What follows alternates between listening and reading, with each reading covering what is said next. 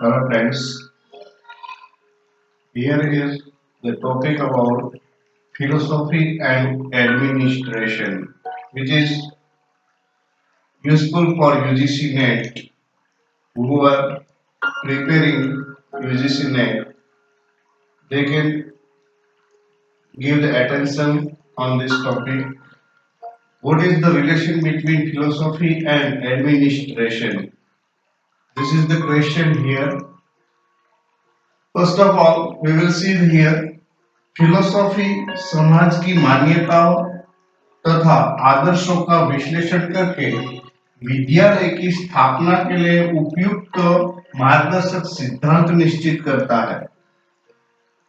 तो पहली बात ये हम यहाँ कहने जा रहे हैं कि समाज की जो मान्यताएं हैं, हमारे आसपास की जो कम्युनिटी है उनको हम साथ में लेके उनकी जो मान्यता है उनको लेकर उनके जो आदर्श होते हैं उनको भी साथ में लेकर उनका विश्लेषण करके हम एक विद्यालय की स्थापना करने के लिए प्रयास करेंगे और उसके जो मार्गदर्शक सिद्धांत है वो उसमें से निर्माण करेंगे।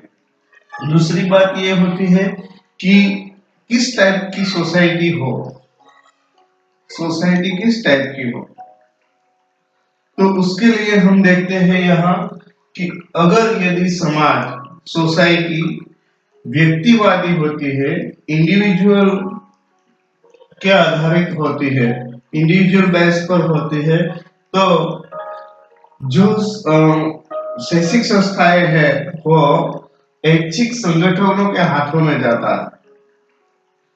और अगर हम सोशलिस्टिक बात करें,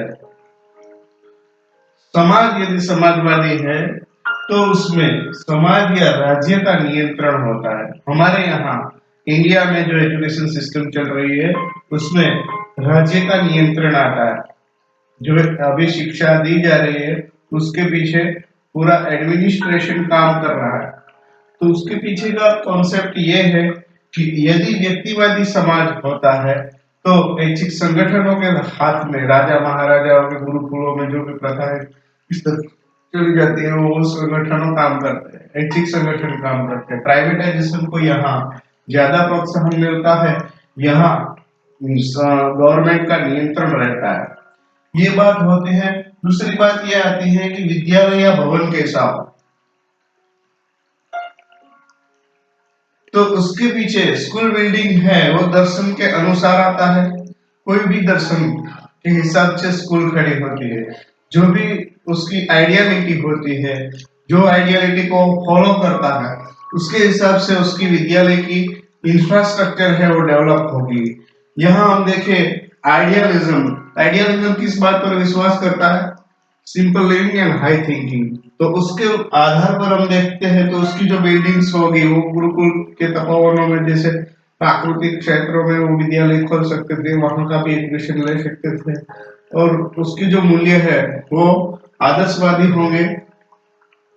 यहाँ नेचुरलिज्म की बात करें तो ईंट गारे की इमारतें होंगी। हमारे रविंद्रनाथ टैगोर जी ने जो संस्थाएं खोली है उसके हिसाब से होगी। ये प्रेगमेटिज्म है, तो वो प्रयोजनवाद में भी ऐसा आएगा, उसकी जो इमारत हो भव्य होगी। आज के हिसाब से हम देख सकते हैं कि जब भी प्राइवेटाइजेशन के जो प्रोत्साहन मिल रहा है उसकी जो इमारत है वो देखते देखते लगता है कि ये लोग बहुत बड़ी इमारतें खड़ी करके ही उसमें एजुकेशन दे सकते हैं और एजुकेशन वहीं मिल सकता है। इंफ्रास्ट्रक्चर बहुत बड़ा होता है जिसके प्रभाव तो लोगों के ऊपर भी होता है, विद्यार्थियों के ऊपर, वाले के ऊपर और जो भी उसके जो पेरेंट्स होते हैं उसके ऊपर भी उसका प्रभाव पड़ता है।